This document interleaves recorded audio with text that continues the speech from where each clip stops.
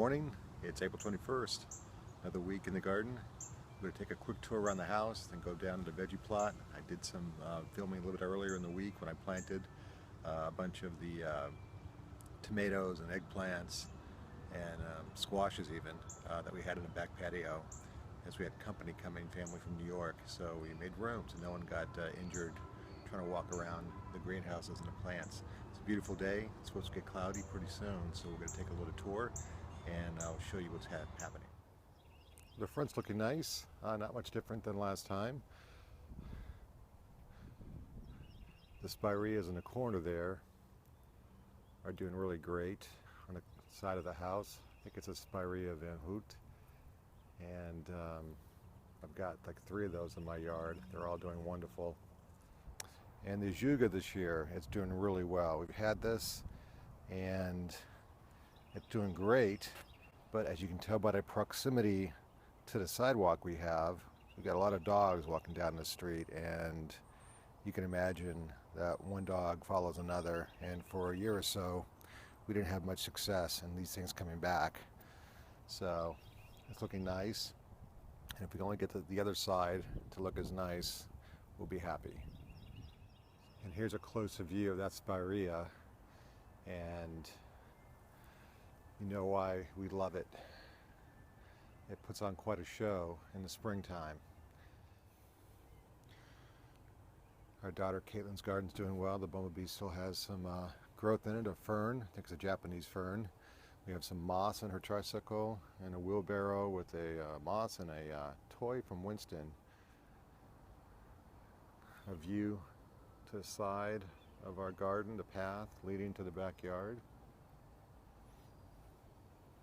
Hostas once again are doing great. And here's my workstation where I do in the springtime a lot of my work in the garden, propagating, sowing seeds. I picked an area of the house where you can't do much with, and so in my case I got 2 AC units, all my electrical outlets here, and so I got some rows of Sharons on the sides there, and there that I cut back. That should grow up kind of nicely. Got a fern. I got some clematis growing on these cages or trellises to kind of cover the composter, which isn't too bad to look at really from a distance. It's green, so it really doesn't stand out.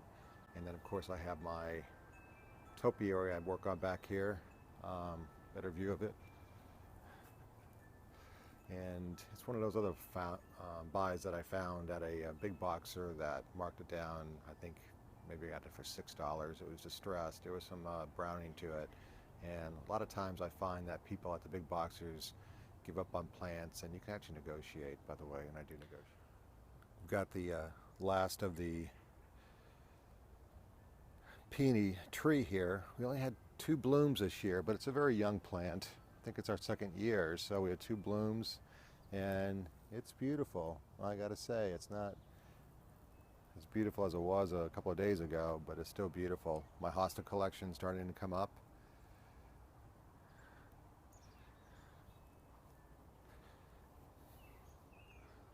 Hopefully you're able to see it.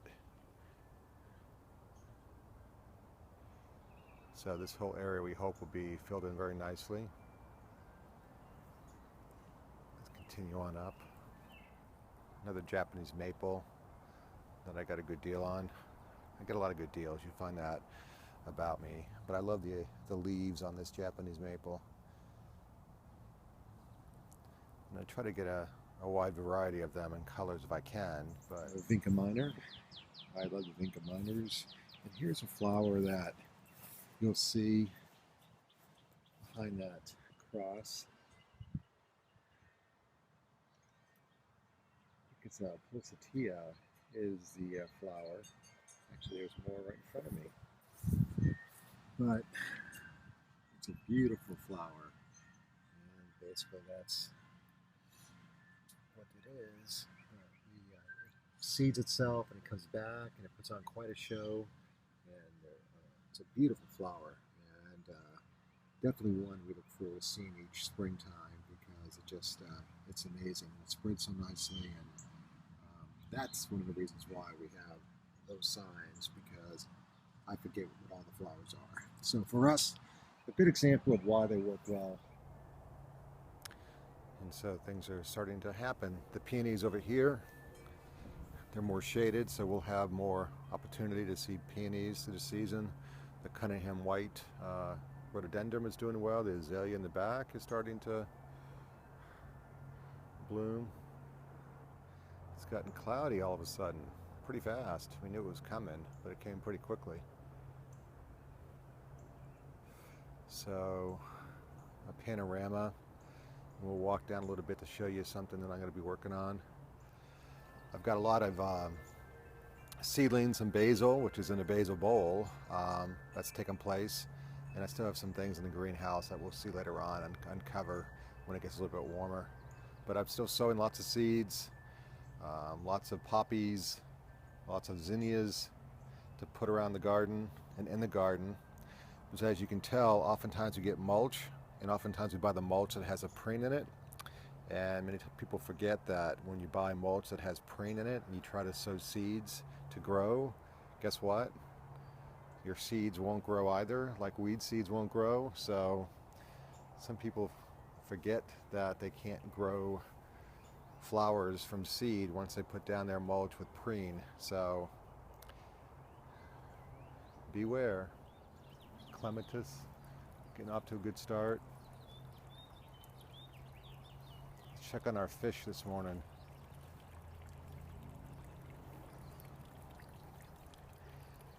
Hey guys. So sometimes I freak them out, and sometimes when they recognize me, they start coming to me saying, oh, he's going to feed us. So that's why initially they ran. Now they're like, what's he doing? So fish doing well. So I love planting elephant ears, and I'm getting ready to plant them. And those are the elephant ears that I took out after the first frost last year. And I left a lot of the husks on them.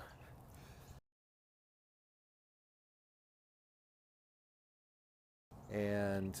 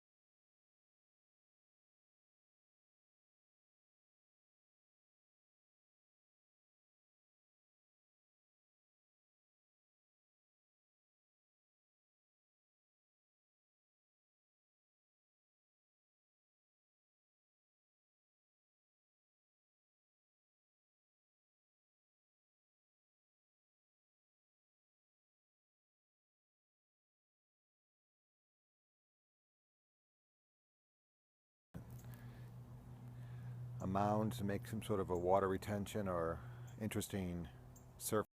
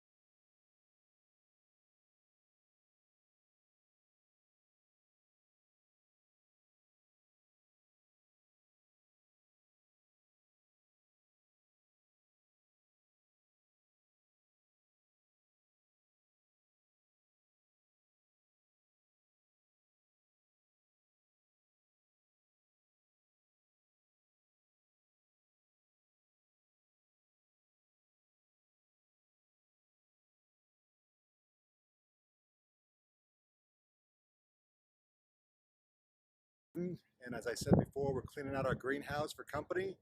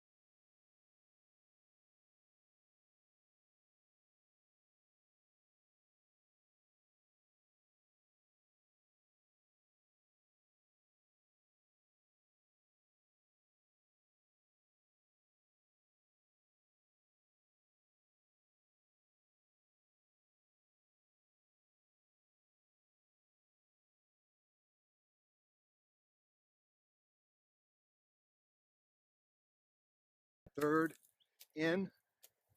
And so with these tomatoes, even though it's a great plant here,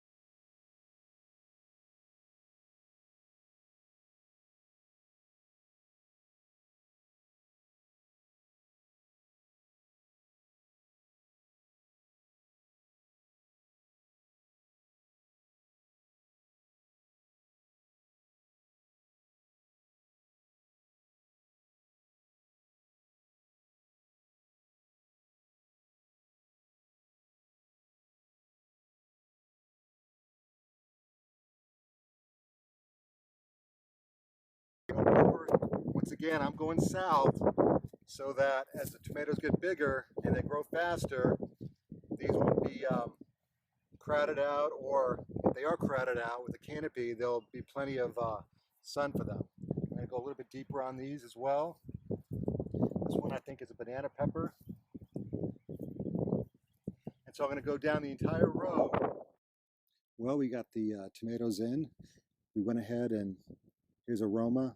Took all the leaves that were all the ways down and got rid of them, and we planted it extra deep. So the Romas I could do that with. They were bigger, and I told you I was clearing my patio. We did keep some tomato plants. The Little Kim and the other tomatoes were small. I did bury them deep and take some leaves off them as well, but they're much smaller. So, and the jalapenos behind, those jalapenos I planted February 15th, so we're over 2 months later, and that's the size. And I went ahead and I took the same way with the tomatoes. I took some leaves off. You can see the little nubs below where I removed the leaves. One thing that I did different is I went ahead and I planted zucchini. I told you earlier that it's really early, but I went ahead and I did zucchini. I got them in the corners, and I got some yellow crook squashes as well, because I went on YouTube and I found some guy who indicated that if you do it early before the squash bugs, you do have success, and hopefully we have a warm spring and early summer. So everything else is looking good. Definitely fuller than it was yesterday. So that's this week. You saw the veggie plot, you saw what took place earlier. It's looking good. I'm excited about the season. Backyard's coming along nicely. Still much work to do, but for this week, that's what's happened. That's how the garden looks, and we'll see you next week. Have a great gardening week.